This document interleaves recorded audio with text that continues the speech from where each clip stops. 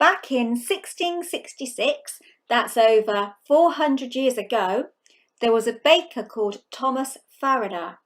His bakery was in Pudding Lane in London.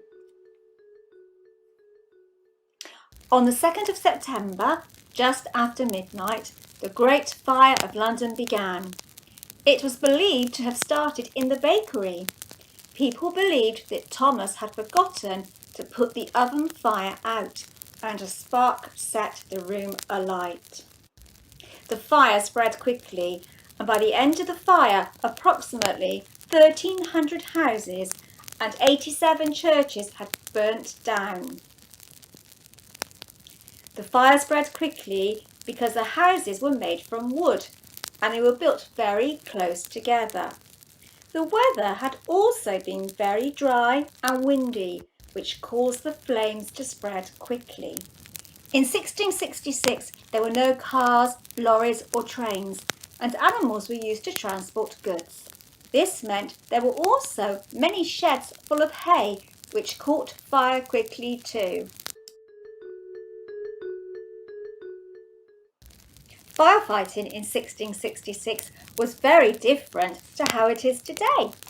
Firefighting was very basic, and they only had water-filled leather buckets, axes, and water squirters.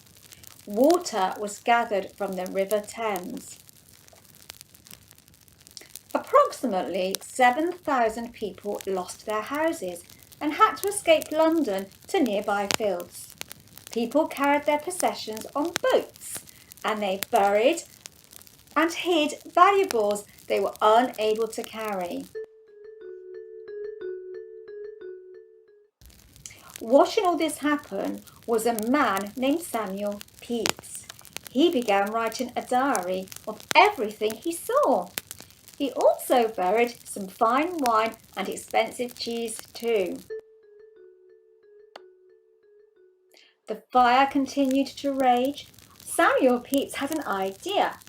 He recommended that houses were pulled down to stop the fire spreading. Fire hooks were used to pull the burning buildings down, but the fire continued to spread. Eventually, Samuel spoke to the Navy Admiral and suggested houses in the path of the fire were blown up. They used gunpowder to do this, and after 4 days, the fire was over. After the fire, people began to insure their houses, and fire brigades were developed. Sir Christopher Wren designed a monument to remember the Great Fire of London. It took 6 years to build, and it was 61 metres tall. It can still be seen in London today.